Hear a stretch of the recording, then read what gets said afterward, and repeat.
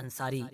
شاید بھارت کے مسلمانوں میں آبادی کے حساب سے پائی جانے والی سب سے بڑی کاسٹ۔ بھارت کے کسی بھی شہر، کسی بھی چھوٹے بڑے علاقے میں چلے جائیے، اگر وہاں پر اچھی خاصی تعداد میں مسلمان بستے ہیں تو ایسا بہت ہی مشکل ہے کہ ان مسلمانوں میں انصاری نہ ملیں۔ انصاری آپ لوگوں کو ہر جگہ دکھائی دیں گے۔ ویسے تو خود اسلام کے اندر کوئی بھی جات پات یا کاسٹ سسٹم جیسا کوئی بھی کانسیپٹ پایا ہی نہیں جاتا ہے، بلکہ کوئی بھی ایسی چیز کہ جو لوگوں کے بیچ فرق کر رہی ہو یا اونچ نیچ جیسی چیزوں کو بڑھاوا دے رہی ہو، ایسی چیزوں کو اسٹرانگلی اپوز کرنے کے لیے انکریج کیا جاتا ہے۔ مگر کیونکہ انڈیا، پاکستان اور بنگلہ دیش جیسے علاقوں میں رہنے والے مسلمان پچھلے سینکڑوں بلکہ ہزاروں سال سے اس بھارت کی مٹی پر بستے آ رہے ہیں کہ جس بھارت کے اندر پچھلے ہزاروں سال سے ہی جاتی واد کو بڑی ہی شدت کے ساتھ فالو کیا جاتا ہے۔ نہ صرف فالو کیا جاتا ہے بلکہ عام طور پر یہ تک کہا جاتا ہے کہ یہاں کے لوگوں کی نس نس میں جاتی واد بسا کرتا تھا۔ تو ایسے ماحول میں رہنے والے مسلمان بھی ایک مسلمان ہوتے ہوئے بھی اپنے آپ کو دماغی طور پر اس کاسٹ سسٹم یا جاتی واد سے آزاد نہ کر سکے۔ یہی وجہ ہے کہ آج کے دور میں بھی آپ لوگوں کو بھارت کے اندر مسلمانوں کی جو جاتیاں ہیں، جو کاسٹ ہیں، ان کی ایک لمبی لسٹ مل جائے گی، اور اسی لمبی لسٹ کے اندر ہم لوگوں کو ایک بہت ہی مشہور اور اہم نام دکھائی دیتا ہے، مطلب کہ انصاری۔ اب ساتھیوں، انصاریوں کا ذکر جب کبھی بھی آتا ہے تو ایک سوال اکثر ڈیبیٹ کی وجہ بنتا ہے، اور وہ سوال یہ ہوتا ہے کہ آخر بھارت کے انصاریوں کا اتہاس کیا ہے؟ یہ لوگ کس کی اولاد ہیں اور کہاں سے آئے ہیں؟ کیا ہمیشہ سے ہی ان کا تعلق بھارت سے ہی ہوا کرتا تھا، یا پھر یہ عربی نسل ہیں اور خاص طور سے عربیوں کا جو ایک مشہور انصار قبیلہ تھا اس سے تعلق رکھتے ہیں، جیسا کہ بہت سارے خود انصاریوں کی طرف سے بھی کلیم کیا جاتا ہے، یا پھر سچائی ان سارے ہی دعووں سے جدا ہے؟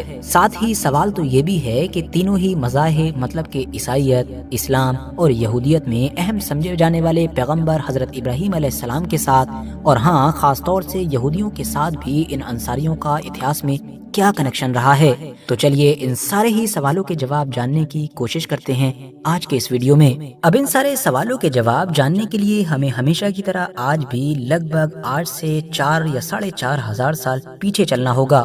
جب ہماری اس دنیا میں خدا کی طرف سے ایک مشہور پیغمبر حضرت ابراہیم علیہ السلام کو بھیجا گیا تھا۔ ہسٹوریکلی یہ بات ثابت ہے کہ آج کے دور میں دنیا بھر میں جتنے بھی عرب لوگ پائے جاتے ہیں، یا پھر جو بنی اسرائیل مطلب کہ آج کے دور کے یہودی بھی ہیں، یہ سارے کے سارے لوگ انہی ایک حضرت ابراہیم، یا جن کو ویسٹرن ورلڈ میں عام طور پر لوگ ابراہم بھی کہتے ہیں، انہی کی نسل سے ہیں۔ ان کے 2 مشہور بیٹے جن میں سے ایک حضرت اسماعیل تھے، ان کی نسل سے آج کے دور کے سارے عربی لوگ پیدا ہوئے، جبکہ دوسرے بیٹے حضرت اسحاق، تو ان کی نسل سے بنی اسرائیل کے تمام قبیلوں کا تعلق ہے، جن قبیلوں میں سے ظاہر ہے ایک قبیلہ یہودی قوم بھی ہے۔ ویڈیو کے ٹاپک کے لحاظ سے آج ہم صرف عربوں کے فادر مطلب حضرت اسماعیل علیہ السلام کی بات کرتے ہیں۔ ان کے بارے میں ہسٹوریکل ایویڈنسز بتاتے ہیں کہ ان کے لگ بھگ 12 کے قریب بیٹے جبکہ ایک بیٹی ہوا کرتی تھی۔ ان میں سے بھی 2 بیٹے کافی مشہور تھے، نابد اور قیدار، کیونکہ مشہور عرب اتہاسکار ابن خطیر نے لکھا ہے کہ آج جتنے بھی عربی لوگ ہیں وہ سب انہی 2 بیٹوں کی نسل میں سے ہیں۔ ان میں سے جو قیدار تھے انہی کی نسل سے عرب کا سب سے مشہور قریش قبیلہ تھا، جو مکہ شہر اور اس کے آس پاس کے علاقے میں ہی رہتا تھا، اور ظاہر ہے آگے جا کر اسی قبیلے کے اندر ہی پھر آخری پیغمبر حضرت محمد صلی اللہ تعالی علیہ وسلم کا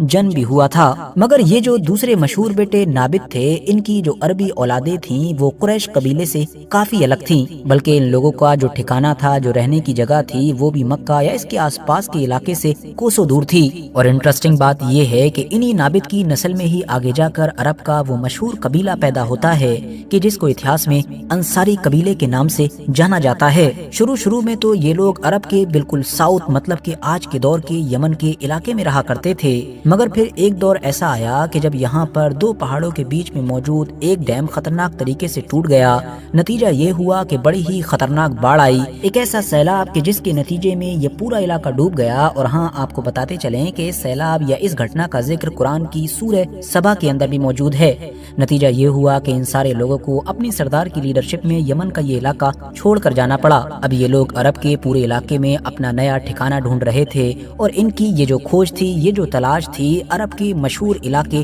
یثرب پر جا کر ختم ہوئی۔ آپ میں سے اگر کچھ لوگوں کو نہیں پتا ہے تو ہم یہاں پر یہ بھی بتاتے چلیں کہ یثرب دراصل آج کے دور میں جو مدینہ شہر ہے اسی کا پرانا نام ہوا کرتا تھا، اور یہاں سے اس پورے قبیلے نے آج کے دور کے مدینہ میں رہنا شروع کیا۔ یثرب مطلب کہ مدینہ میں آباد ہونے کے بعد اب ان لوگوں کے سردار حارثہ کے یہاں پر 2 بیٹوں کی پیدائش ہوتی ہے، جس میں سے ایک کا نام اوس جبکہ دوسرے کا نام خزرج تھا۔ ان دونوں کے بارے میں جاننا اس لیے بھی ضروری ہے کیونکہ آگے جا کر انہی دونوں بیٹوں سے انصاری قبیلے کی 2 الگ الگ شاخائیں جنم لیتی ہیں۔ مطلب اوس سے انصاریوں کا اوس قبیلہ شروع ہوا، جبکہ اسی طرح سے خزرج سے انصاریوں کا دوسرا قبیلہ خزرج شروع ہوتا ہے۔ یاد رہے کہ یہ وہ دور تھا کہ جب مدینہ شہر پر یہودیوں کا انفلوئنس تھا، بلکہ مدینہ شہر کو 3 یہودی قبیلے ہی کنٹرول کیا کرتے تھے، جن کو اتہاس میں بنو قریظہ، بنو نذیر اور بنو قینقاع کے نام سے یاد کیا جاتا ہے۔ اب یہ جو انصاریوں کے دونوں قبیلے تھے یہ بھی انہی یہودیوں کے انڈر میں آ گئے تھے، بلکہ بہت ساری جگہ پر تو یہ بھی دعویٰ کیا گیا ہے کہ یہ لوگ ان یہودیوں کو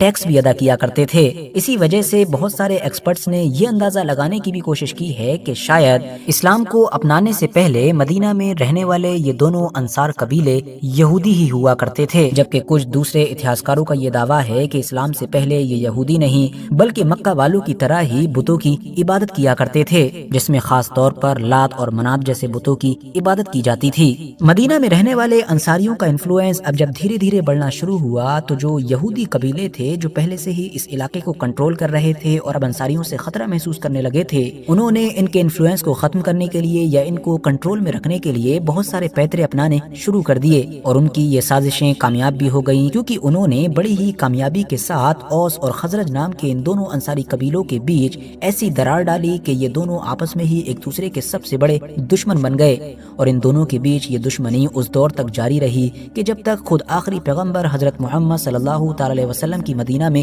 انٹری نہیں ہو گئی۔ اب یہاں پر نوٹ کرنے والی بات یہ بھی ہے کہ انصار کے ان دونوں قبیلوں میں سے بھی یہ جو خزرج تھا یہ انفلوئنس میں تھوڑا زیادہ آگے تھا، بلکہ ان دونوں ہی قبیلوں کا عام طور پر جو سردار مانا جاتا تھا یا بنایا جاتا تھا اس کا تعلق بھی اسی خزرج قبیلے سے ہوتا تھا۔ یہی نہیں بلکہ جو کچھ لوگ یہ دعویٰ کرتے ہیں کہ انڈیا اور پاکستان کے انصاریوں کا تعلق بھی عرب کے انصار لوگوں سے ہے، تو وہ بھی ہند کے انصاریوں کا شجرہ یا ہند کے انصاریوں کا تعلق خاص طور سے اسی خاص قبیلے مطلب کہ خزرج کے ساتھ جوڑ رہے ہوتے ہیں۔ ساتھیوں، جیسا کہ ہم پہلے ہی جان چکے ہیں کہ یہ جو انصار قبیلے تھے یہ شروع سے ہی جو وہاں کے یہودی تھے ان کے انڈر میں رہا کرتے تھے، بلکہ ان کو ٹیکس بھی دیا کرتے تھے، اور لگ بھگ اگلے 500 سال تک ایسا ہی چلتا رہا تھا، مگر تبھی ایک دن انصار کے اسی خاص قبیلے خزرج کے سردار مالک بن عجلان نے یہودیوں کے سردار کو کھلے عام قتل کر ڈالا۔ وہ دن تھا کہ اس کے بعد سب کچھ بدل گیا، کیونکہ مدینہ کے اوپر اب جو اصلی کنٹرول تھا، جو دبدبہ تھا، وہ یہودیوں کے بجائے انصار کے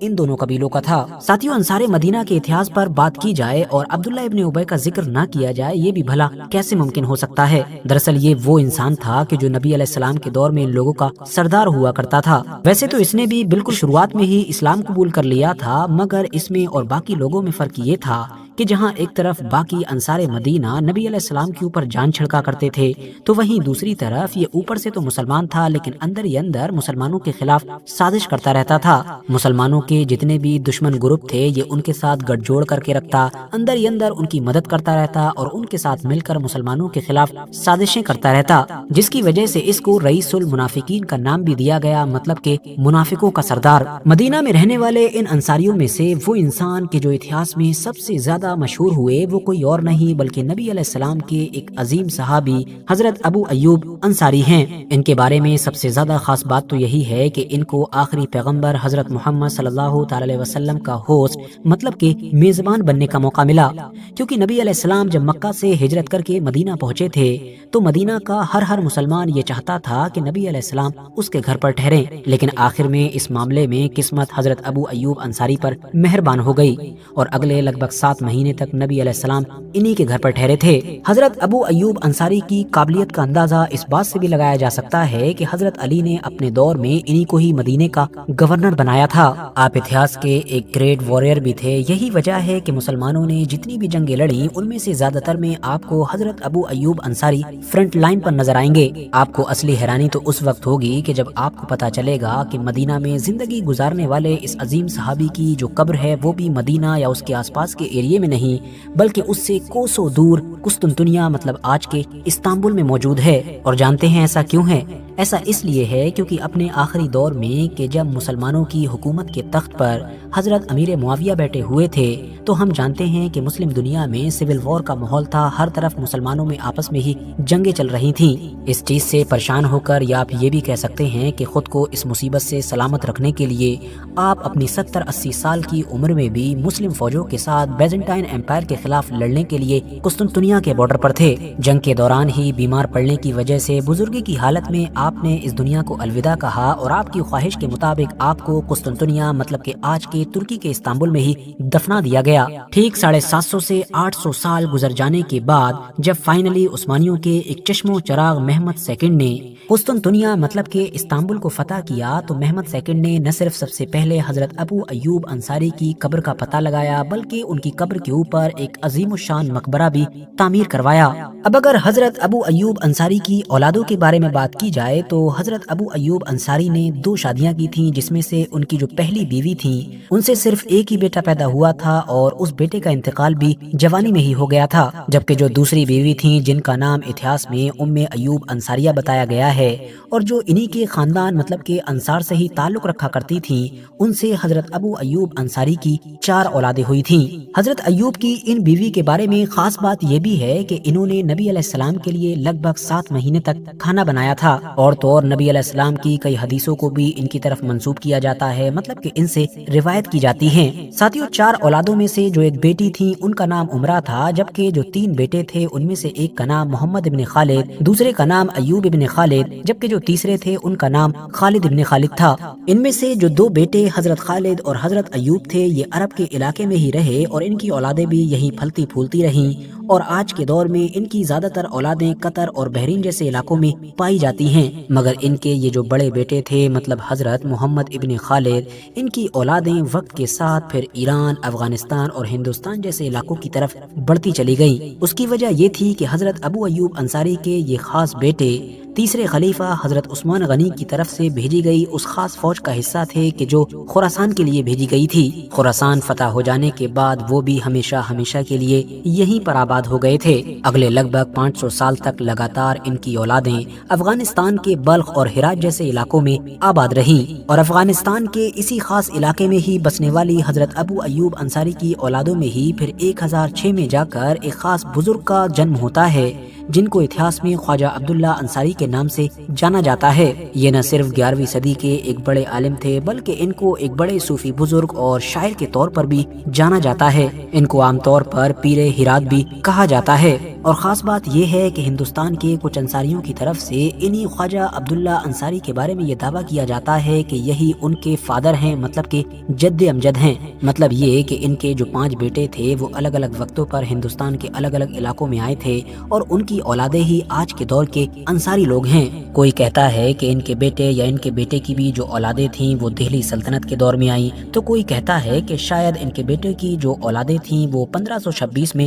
بابر کے ساتھ آئیں۔ اب ویسے دوستو ابھی تک ہم لوگوں نے جو عرب کے انصار کے بارے میں باتیں کی اس کے بارے میں کسی کو کوئی شک نہیں ہے، وہ 100% صحیح ہے، اور پھر بعد میں حضرت ابو ایوب انصاری کے جو ایک بیٹے تھے ان کی اولادیں خراسان یا افغانستان کے علاقے میں آ کر بھی آباد ہو گئیں، اس میں بھی کسی کو کوئی شک نہیں ہے۔ جو اصلی ڈیبیٹ شروع ہوتی ہے وہ یہاں پر کہ کیا واقعی خواجہ عبداللہ انصاری کی اولادیں الگ الگ وقتوں پر ہندوستان میں آئیں یا نہیں، اور اگر آئیں بھی تو کیا سچ میں ہندوستان کے علاقے میں آج جو اتنی بڑی تعداد میں انصاری پائے جاتے ہیں کیا وہ سچ میں سارے کے سارے ان کی نسل یا پھر انڈائریکٹلی کہیں تو حضرت ابو ایوب انصاری کی نسل سے ہیں؟ تو اس کا جواب اگر آپ لوگ ڈھونڈنے کی کوشش کریں گے تو آپ لوگوں کو زیادہ تر اتہاسکاروں کی طرف سے یا زیادہ تر ایکسپرٹس کی طرف سے نام ہی ملے گا۔ جو لوگ ایسا دعویٰ کرتے ہیں مطلب ہندوستان کے انصاریوں کا تعلق حضرت ابو ایوب انصاری سے جوڑتے ہیں، ان کا نمبر دراصل کافی کم ہے۔ اس کی وجہ یہ ہے کہ اس سے جڑی ہوئی کوئی بھی چیز، اس سے جڑا ہوا کوئی بھی ریکارڈ جو اس بات کو سچ ثابت کرے وہ دراصل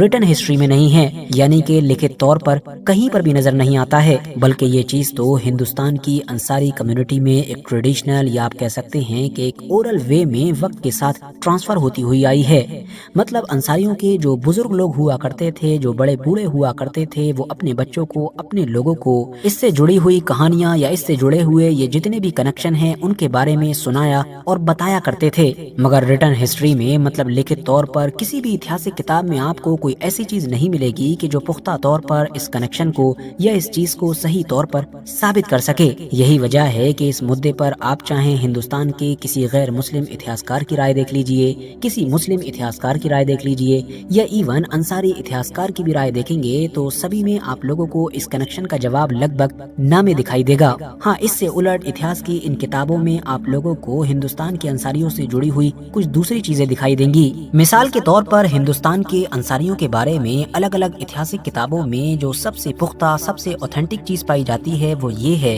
کہ آج کے دور کے انڈیا اور پاکستان میں رہنے والے جتنے بھی انصاری ہیں وہ عام طور پر ہمیشہ سے ہی بھارت کے ہوا کرتے تھے، اور خاص طور سے اس قبیلے یا اس گروپ کے لوگ کپڑا بننے اور کپڑا بنانے کے کام سے جڑے ہوئے تھے۔ اسی لیے ان لوگوں کو بنکر کہا جاتا تھا، کیونکہ ہم جانتے ہیں کہ بھارت کے اتہاس میں جتنی بھی کاسٹ یا یہ جاتیاں پائی جاتی تھیں یہ عام طور پر پیشے سے جڑی ہوتی تھیں، جیسا کہ بال کاٹنے والے کو نائی کہا جاتا تھا، کپڑے دھلنے والے کو دھوبی کہا جاتا تھا، یا لوہے وغیرہ کے کام سے جڑے ہوئے لوگوں کو لوہار کہا جاتا تھا۔ ایسے ہی بہت سارے پیشے اور پھر ان سے جڑی ہوئی بہت ساری جاتیوں کی یہ لسٹ کافی لمبی ہے۔ اب کیونکہ یہ کپڑا بننے اور بنانے کے کام میں تھے تو اسی لیے ان کو بنکر کہا جاتا تھا، اور ہاں بہت سارے لوگوں کی طرف سے ان کو جلاہا بھی کہا جاتا تھا۔ مگر پھر ہوا یہ کہ جب بالکل شروعاتی دور میں ہی ان لوگوں نے خوب بڑھ چڑھ کر اسلام اپنایا اور باقی لوگوں کے مقابلے میں اسلام کی تبلیغ میں بھی یعنی کہ اسلام کو پھیلانے میں بھی اہم کردار ادا کیا،